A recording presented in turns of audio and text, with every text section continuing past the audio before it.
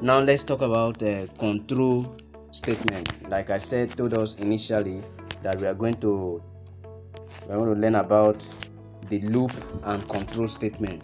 Control statements are used in Python programming. They are used along with the loop conditions. Control statements are used to control the execution of codes under loop, either to skip or stop the execution completely. So there are three types of control statements in programming, in Python programming. We have the break statement, we have the continue statement, and the pass statement. The break statement, the continue statement, and the pass statement. These are the three types of control statements which we use on loop conditions in Python programming.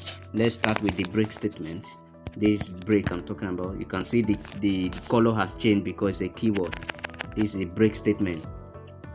We use the break statement to stop every execution within the control loop. So for example, I'll use the for loop here. I'll say for x in range, let's use the range function. For x in range 1, then comma 15. They will now use the if statement. If x equals 5, you now see we are telling the program that x are numbers ranging from 1 to 15. Then we'll now come down and use the if conditional statement, and say we'll say that if x, instead of executing from 1 to 15, if x executes from 1 to 5, then it should stop execution. It should not execute up to that 15 times. That's what this line of code is telling us. So we use the break statement. This is the break now. This is how to use the break. Just come down and use your break.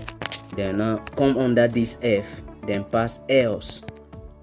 If x has already executed up to 5 times, break, do not execute again, stop execution. Else print x. Else print x. Is it understood? So if I run my program, you can see the program executes from that one, so it will not even get to 5. Because so if x let's go back to our program. We say if x equal to, you see, if x already equal to 5, so from 0 to 4 is already equal to 5. So this program will stop to execute. You understand now? So if we remove this break and put continue, or put instead of using the break, we use continue, or we use pass, you see how it works. So if I remove the break and put continue using the continue statement, you can see the color change as well because it is a keyword. So if I use continue, you can see now when the statement gets to 5, you can see 1 2 3 4, there is no 5, then it skip to 6 7 8 9 until it gets to what, 14. The continue statement is used to skip an iteration when a certain condition is met and continue to execute the next iteration. So just get along with these statements. Remember that break statement, when it gets to this 5, because we say when if x get to 5, if x equals 5, then it should stop. That's what the break statement does. But this continue statement, if x is equal to 5, that is when it executes up to 5 times, up to 5. When it gets to 5, it should skip that 5. When it gets to 4, it should skip 5 and start execution from 6. That was what happened here. If I run the program again, you see there's no 5 in this our line, in this our numbers. It skipped that 5 and start execution from 6. This is how the continue statement works. And so do something like this using the continue statement. You can say x equals 0, then we'll come down and use our y condition, and say x less than 12. If we say x less than 12, yx less than 12, x plus equals 1, x plus equals 1. You know what this is all about, is talking about already. Then we'll come down again and say print if x if x equals 4, if x equal to 4, if x equal to 4, then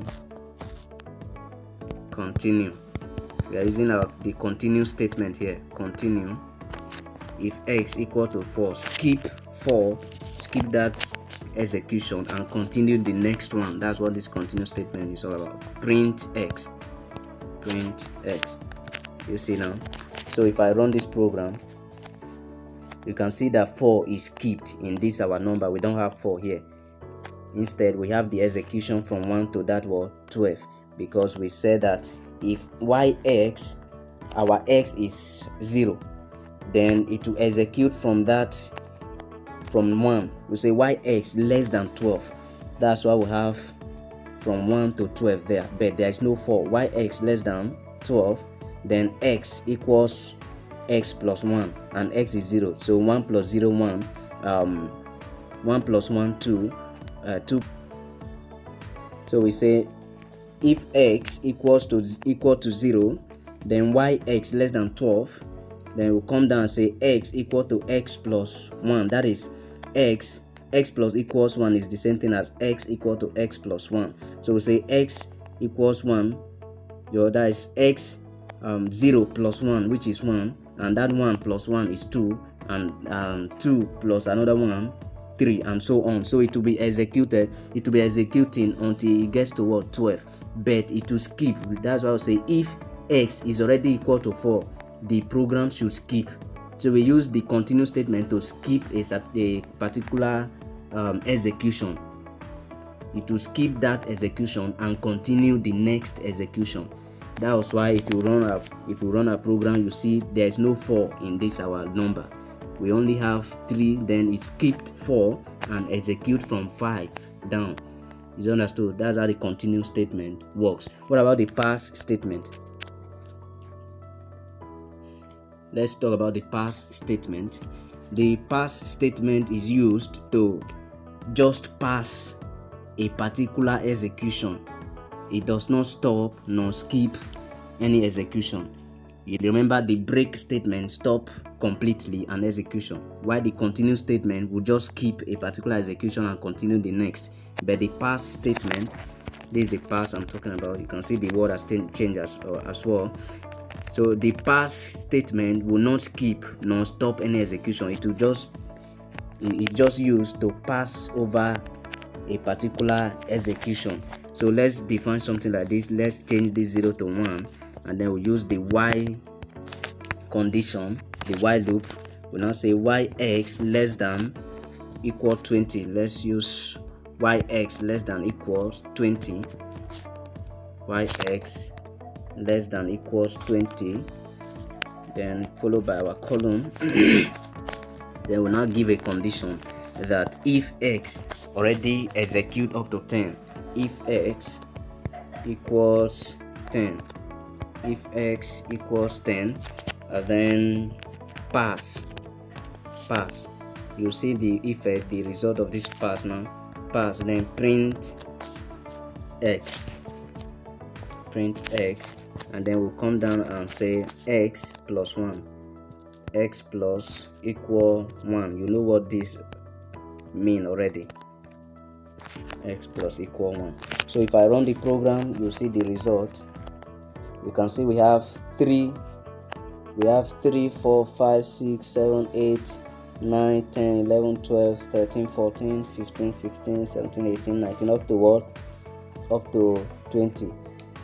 Is understood? Because we already have, we pass the initial value from 1 to 3. From 1 to 2 was passed. So the execution started from what? From 3. You can see the result. You can see. Actually, the execution started from 1, 2 to 3, but that 1 to 2 was passed. So these are the pass statement works. These are to use the pass statement. So guys, just practice this and get used to this conditional statement. It's very important. You can use it to do a whole lot of things. All right, see you in next tutorial.